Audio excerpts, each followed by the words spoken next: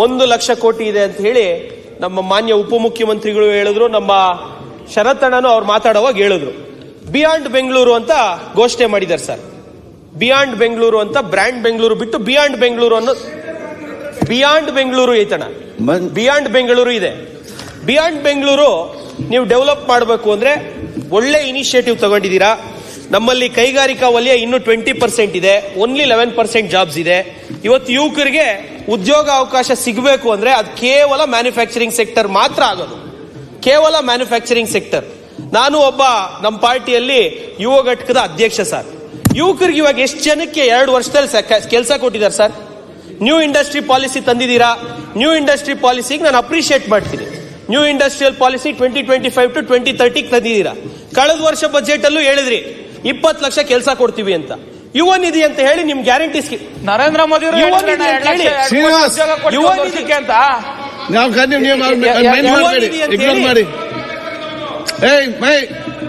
ನೀವು ಮಾತಾಡಿ. ಯುವ ನಿಧಿ ಅಂತ ಹೇಳಿ ಒಂದು ಸ್ಕೀಮ್ಸ್ ತಂದಿದ್ದಾರೆ. ಅದರಲ್ಲಿ 2,36,000 ಜನ ಏನೋ ಎನ್ರೋಲ್ ಆಗಿದ್ದಾರೆ ಅಂತ ಮಾಹಿತಿಯನ್ನ ಕೊಟ್ಟಿದ್ದಾರೆ ಸರ್. ಈಗ ಪ್ರತಿ ವರ್ಷ ನಮ್ಮ ಗೌರ್ಮೆಂಟ್ ಕಾಲೇಜುಗಳಲ್ಲಿ ಎಷ್ಟು ಲಕ್ಷ ಜನ ವಿದ್ಯಾರ್ಥಿಗಳು ಹೈಯರ್ ಎಜುಕೇಶನ್ ಇಂದ ಗ್ರಾಜುಯೇಟ್ ಆಗ್ತಾ ಇದ್ದಾರೆ? ಈಗ 2023ನೇ ಇಸ್ವಿವರೆಗೂ ಕೇಂದ್ರ ಸರ್ಕಾರ ಇವಾಗ ಕೈಗಾರಿಕಾ ಇಲಾಖೆಯಲ್ಲಿ ಸೃಷ್ಟಿ ಮಾಡಬೇಕು ಅಂತ ಹೇಳಿ ರಾಜ್ಯ ಸರ್ಕಾರದ ಇನಿಷಿಯೇಟಿವ್ ಇದೆ. ನಾನು ಅಪ್ರಿಷಿಯೇಟ್ ಮಾಡ್ತೀನಿ. 20 ಲಕ್ಷ ಜಾಬ್ ಮಾಡಬೇಕು ಅಂತಿದೆ, ಅದನ್ನ ಅಪ್ರಿಷಿಯೇಟ್ ಮಾಡ್ತೀನಿ. ಅವಾಗಲೇ ಫಾಕ್ಸ್ಕಾನ್ ಬಗ್ಗೆ ರಂಗನಾಥಣ್ಣ ಮಾತಾಡಿದ್ರು, ಅದಕ್ಕೆ ಬರ್ತೀನಿ. ಕನ್ಕ್ಲೂಡ್ ಮಾಡಿ ಪ್ಲೀಸ್. ಒಟ್ಟು PF ಹೋಲ್ಡರ್ಸ್ ಎಷ್ಟು ಜನ ಇದ್ರು ಸರ್? ಮಾರ್ಚ್ 2023ಗೆ ಒಟ್ಟು PF ಹೋಲ್ಡರ್ಸ್ 49,94,712 ಇದ್ರು sir. Employee state insurance policy, employee state insurance scheme ESIC ಅಲ್ಲಿ 23,83,920 ಜನ ಮಾರ್ಚ್ 2023 ವರೆಗೂ ಇದ್ರು ಸರ್. ಇವರೆಲ್ಲರೂ ಫ್ಯಾಕ್ಟರಿಗಳಿಗೆ ಏನ್ ಮ್ಯಾನುಫ್ಯಾಕ್ಚರಿಂಗ್ ಸೆಕ್ಟರ್ ಕೆಲಸ ಹೋಗೋರು. ಲಾಸ್ಟ್ 2 ವರ್ಷದಲ್ಲಿ ಎಷ್ಟು ಜಾಸ್ತಿ ಆಗಿದೆ ಸರ್ PF ಹೋಲ್ಡರ್ಸ್?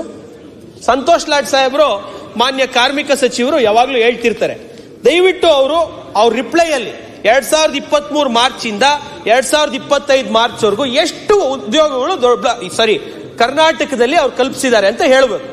ದೊಡ್ಡಬಳ್ಳಾಪುರಕ್ಕೆ ವಿಷಯಕ್ಕೆ ಬಂದಾಗ ಮಾನ್ಯ MB ಪಾಟೀಲ್ ಸಾಹೇಬ್ರು ತುಂಬಾ ರೈತರ ಭೂಮಿ 6,000 ಎಕರೆ KIDBಗೆ ಅಕ್ವಿಸಿಷನ್ ಮಾಡಿದ್ದಾರೆ. ಫಾಕ್ಸ್ಕಾನ್ ಅನ್ನುವಂತ ಒಂದು ಅದ್ಭುತವಾದಂತ ಕಂಪನಿ ಬಂದಿದೆ. ಅಪ್ರಿಷಿಯೇಟ್ ಮಾಡ್ತೀನಿ ಸರ್ಕಾರಕ್ಕೆ. ಕಳೆದ ಸರ್ಕಾರ ಸೈನ್ ಮಾಡಿತ್ತು, ಇಲ್ಲ ಆಯ್ತು. ಫಾಕ್ಸ್ಕಾನ್ ಅನ್ನೋ ಒಂದು ಅದ್ಭುತವಾದಂತ ಕಂಪನಿ 50,000 ಅಲ್ಲ 1 ಲಕ್ಷ ಜನಕ್ಕೆ ಉದ್ಯೋಗ ಕೊಡುತ್ತೆ ಅಂತ ಅವ್ರು ಘೋಷಣೆ ಮಾಡಿದ್ದಾರೆ. 1 ಲಕ್ಷ ಜನಕ್ಕೆ ಉದ್ಯೋಗ ಕೊಡ್ತಾರೆ ಅಂತ ಘೋಷಣೆ ಮಾಡಿದ್ದಾರೆ. ಫಾಕ್ಸ್ಕಾನ್ ಅನ್ನುವಂಥದ್ದು ITBT ದೇವನಹಳ್ಳಿಯಲ್ಲಿ ಇರುವಂತದ್ದು. ಪಕ್ಕದಲ್ಲಿರುವಂತ 1,500 ಎಕರೆ ನಮ್ಮಲ್ಲೂ ರಿಸರ್ವ್ ಮಾಡಿದ್ರು. ಪ್ರಿಯಾಂಕ್ ಖರ್ಗೆ ಸಾಹೇಬರು ಅದನ್ನು ITBT ಝೋನ್ ಅಂತ ಮಾಡಿದ್ರು. ನಾನು ಸರ್ಕಾರಕ್ಕೆ ಅದಕ್ಕೆ ತಾಲೂಕಿನ ಜನತೆ ಪರವಾಗಿ ಧನ್ಯವಾದಗಳನ್ನ ಸಲ್ಲಿಸ್ತೀನಿ. ಇವತ್ತು ITBT ಅಂತ ಮಾಡಿದ್ದಾರೆ, ಫಾಕ್ಸ್ಕಾನ್ ಅನ್ನೋ ಕಂಪನಿ ಮಾಡಿದ್ದಾರೆ. ಆಲ್ರೆಡಿ 25,000 ಜನ ಅಲ್ಲಿ ಕೆಲಸ ಮಾಡ್ತಾ ಇದ್ದಾರೆ.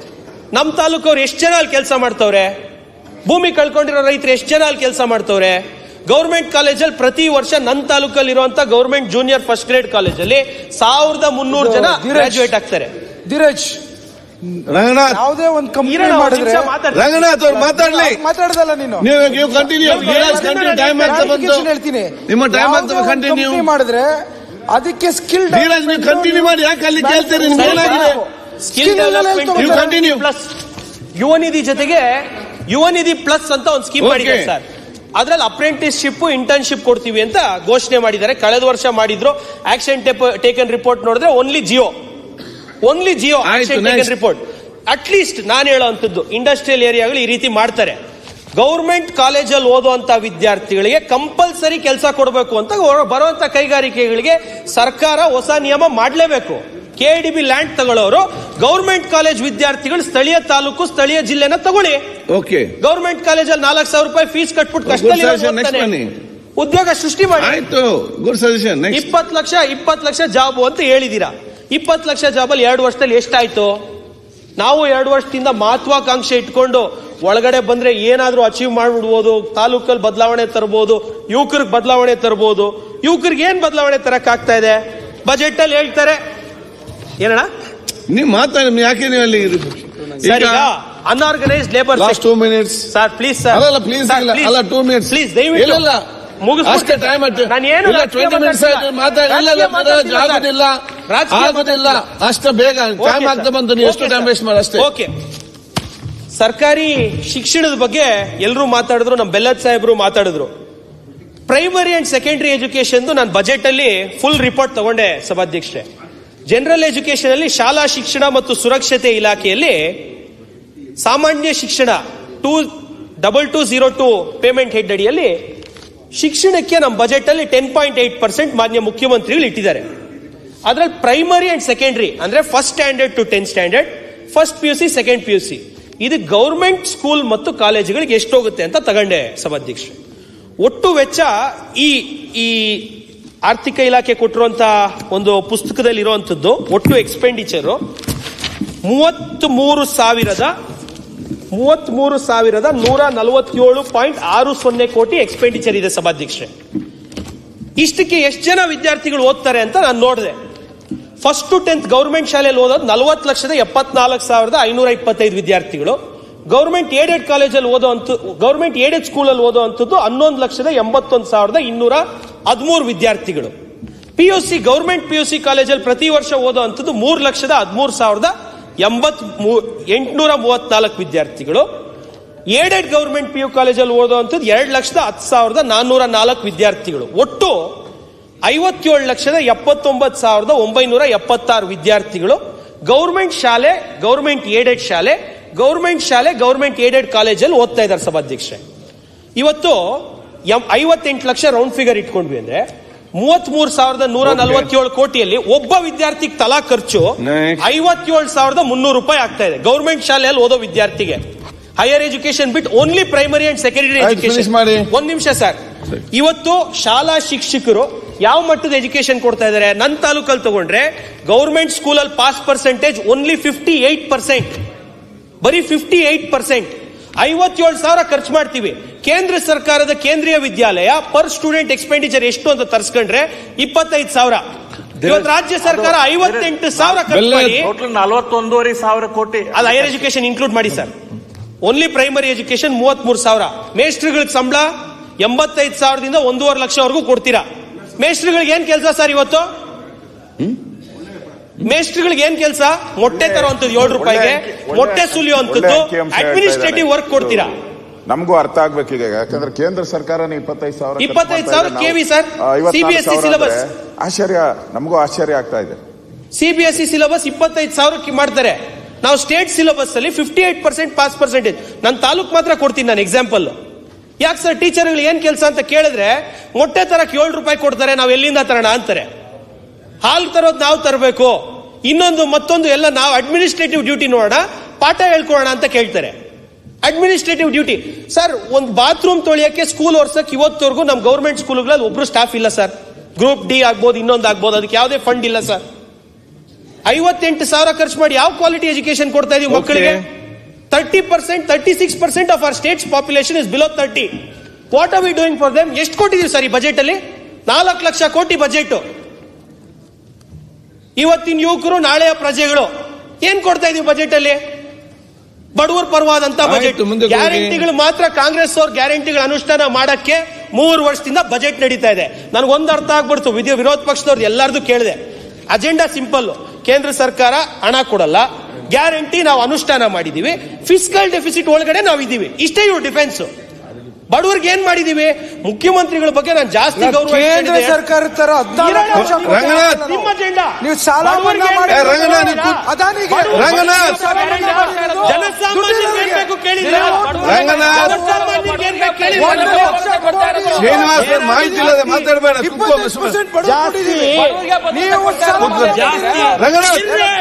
ನಾವು ಮಾತಾಡ್ತೀವಿ, ನೀವು ಮಾತಾಡಿದೀರಾ ಸರ್?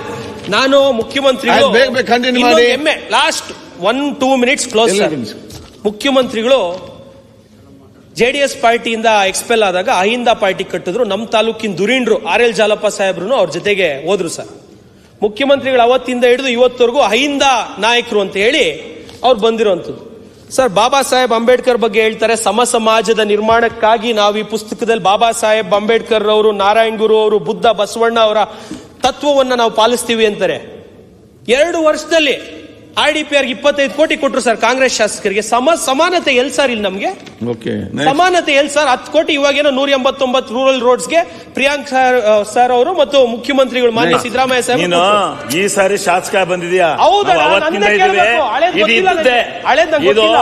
ನನ್ ಕೇಳ್ತೀನಿ ಪಕ್ಷಪಾತ ಶಿವಲಿಂಗ ಮಾಡ್ಕೊಂಡು ಬಂದಿದ್ದಾರೆ. ನನ್ ಕಷ್ಟ ಎಲ್ಲ ಬಂದಾರೆ. ಕೇಳ್ತೀನಿ ಬಿಡ್ರಿ. ಈಗ ನೀನೆ ಕೊಟ್ಟು ಅವ್ರಿಗೆ ನನ್ ಹೌದು ಕಷ್ಟ ಕೇಳ್ತೀನಿ ಬಿಡ್ರಿ. ಹಂಗ ನೀವು ಆಗ್ಲೂ ನಾವು ಅಲ್ಲಿ ಕೂತ್ಕೊಂಡು ಶಿವಲಿಂಗ ಅವರು ಕೂತ್ಕೊಳ್ಳಿ ಈಗ. ಮುಗಿಸ್ಲಿ. ಬಾಬಾ ಸಾಹೇಬ್ ಅಂಬೇಡ್ಕರ್ ಆಗ್ಲೂ ನಾವು ಆ ಕಡೆ ಮುಗಿಸ್ಲಿ. ನೀವು ಶಿವಲಿಂಗ ಏನ್ ಮಾಡ್ತಿಲ್ಲ. ನೀವೇನ್ ಮಾಡ್ತಿಲ್ಲ. ಈಗ ಬಂದ್ಬಿಟ್ಟು 25,000 ಕೊಡ್ತಾರೆ ಅಂದ್ರೆ ಎಲ್ಲ ಮಾಡ್ತಾರೆ. ಅವ್ರು ಮುಗಿಸ್ಲಿ. ಹೊಡಿಬೇಡ ಇಲ್ಲಿ ಭಾಷಣ. ಮುಗಿಸ್ಲಪ್ಪ.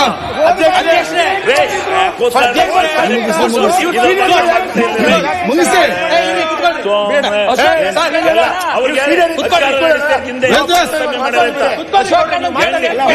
ಧೀರಜ್ ನೀವು ಮಾತಾಡಿ. ನೀವು 8-10 ವರ್ಷ ನೀವು ಮಾತಾಡಿ. ಒಂದು States revenue is at it's highest peak. Service sector ಇಂದ GST ಹೈಯೆಸ್ಟ್ fast. ಬರ್ತಾ ಇದೆ. ಇಡೀ ದೇಶದಲ್ಲಿ ನಮ್ದೇ ಸೆಕೆಂಡ್ ಹೈಯೆಸ್ಟ್ ಟ್ಯಾಕ್ಸ್ ಕಟ್ತಾ ಇದೀವಿ. We have good tax payers. They are paying good taxes to the state and they are paying good taxes to the central government.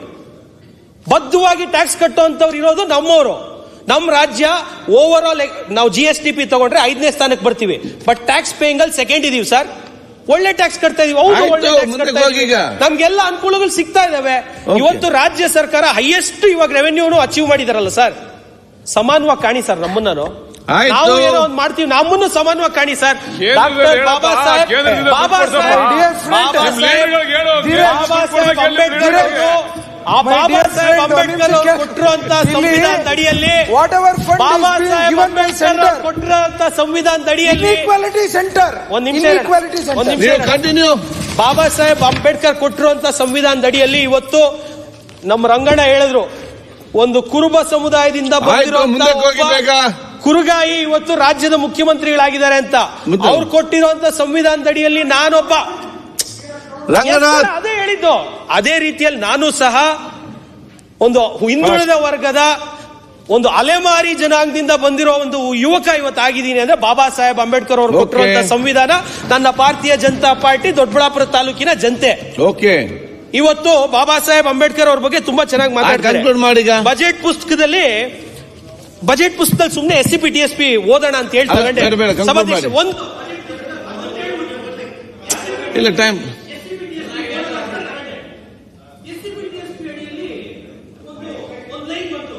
ಒಂದು line ಬಂತು ಸಭಾಧ್ಯಕ್ಷೆ. Doctor BR Ambedkar birthday celebration ಇಲ್ಲೇ ಇದೆ. Doctor BR Ambedkar birthday celebration ಅಂತ ಹೇಳಿ special ಆಗಿ ಒಂದು payment head ಮಾಡಿದ್ದಾರೆ ಸಭಾಧ್ಯಕ್ಷೆ. ನಾನಿನ್ನ ಅಂಬೇಡ್ಕರ್ ಜಯಂತಿ ತುಂಬಾ ಚೆನ್ನಾಗಿ ಮಾಡ್ತಾರೆ, ಟಿಪ್ಪು ಜಯಂತಿನೇ ಇಷ್ಟು ಜೋರಾಗಿ ಇಷ್ಟು ವಿಜೃಂಭಣೆಯಿಂದ ಮಾಡೋರು ಅಂತ ನೋಡಿದ್ರೆ 3.5 ಲಕ್ಷ ಇಟ್ಟವ್ರು ಸಭಾಧ್ಯಕ್ಷೆ. 3.5 ಲಕ್ಷ ಬಾಬಾ ಸಾಹೇಬ್ ಅಂಬೇಡ್ಕರ್ ಅವರ ಹುಟ್ಟುಹಬ್ಬವನ್ನ ಆಚರಿಸಲಿಕ್ಕೆ ಇದೇ ಬಜೆಟ್ ಪುಸ್ತಕದಲ್ಲಿ ಅಧಿಕಾರಿಗಳು ಕೊಟ್ಟಿರೋದ್ರಲ್ಲಿ 3.5 lakh. ಆಯ್ತು, ನೆಕ್ಸ್ಟ್. ಹಿಂದುಳಿದ ಸಮುದಾಯಗಳಿಗೆ ಏನೋ ಮಾಡ್ತಾರೆ. ನಿನ್ನೆ ಮಾತಾಡೋ ಮೋಸ್ಟ್ಲಿ ಶಿವಲಿಂಗೇಗೌಡರು ಯಾರೋ ಹೇಳಿದ್ರು 40ರಿಂದ 45 ಲಕ್ಷ ಅಲೆಮಾರಿ ಅರೆಅಲೆಮಾರಿ ಜನಾಂಗದವ್ರು ಇದ್ದಾರೆ ಅಂತ. ಎಷ್ಟಿಟ್ಟಿದ್ದಾರೆ ನೊಮ್ಯಾಡಿಕ್ ಸೆಮಿ ನೊಮ್ಯಾಡಿಕ್ ಟ್ರೈಬ್ಸ್ಗೆ? ಎಷ್ಟಿಟ್ಟಿದ್ದಾರೆ? ಯಾವ್ಯಾವ ಇದಾವೆ ನಿಗಮಗಳು? ಏನ್ ನಿಗಮಗಳಿಗೆ ಏನ್ ಕೊಟ್ಟಿದ್ದಾರೆ ಇವರು? ನಾವು ಕಾಯ್ತಾ ಇದೀವಿ. ಹೌದಪ್ಪ, ಹಿಂದುಳಿದಂತ ಮುಖ್ಯಮಂತ್ರಿಗಳು ನಮ್ಮ ಜೀವನ ಬದಲಾಗ್ಬಿಡುತ್ತೆ, ನಾವು ಎಲ್ಲ ಕಂಡುಬಿಡ್ತೀವಿ ಈಗ ಅಂತ ಏನ್ ಕೊಟ್ಟಿದ್ದಾರೆ ಸರ್? ಒಂದ್ ನಿಮಿಷ ಹೇಳ್ಬಿಟ್ಟು ಮುಗಿಸ್ಬಿಡ್ತೀನಿ ಅಧ್ಯಕ್ಷರೇ. ಇರಿ ಸರ್, ಇಲ್ಲಿ ಕೊಡೋದು ಮಾತಾಡ್ತಾ ಇದ್ದೀನಿ. ಹಿಂದಿನ ಸರ್ಕಾರದಲ್ಲಿ ಅನುದಾನ ಕೊಟ್ಟಿರಲಿಲ್ಲ.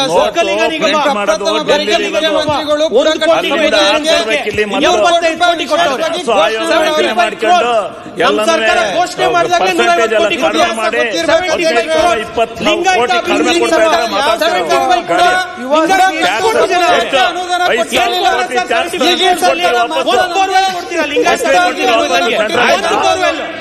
ಒಂದೇ ನೀವು ಸೆಂಟ್ರಲ್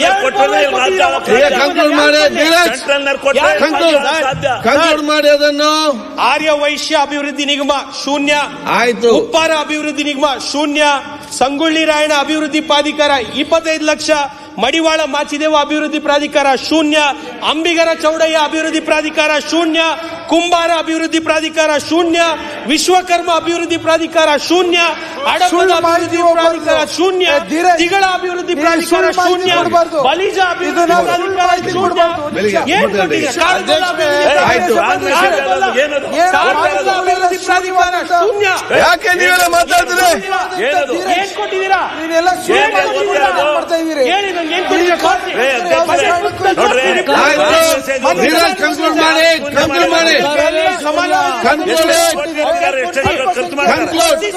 ಆಯ್ತು, ಕಂಕ್ಲೂಡ್ ಮಾಡಿ ಈಗ. ಆಯ್ತು, conclude ಮಾಡಿ. ಈಗ ಅಭಿವೃದ್ಧಿ ನಿಗಮ ಸದನವನ್ನು ಮಧ್ಯಾಹ್ನ 2 ಗಂಟೆ 30 ನಿಮಿಷಕ್ಕೆ ಮುಂದೂಡಲಾಗಿದೆ. ಫಿನಿಶ್. ಪ್ಲೀಸ್ 20 ಅರ್ಧ ಗಂಟೆ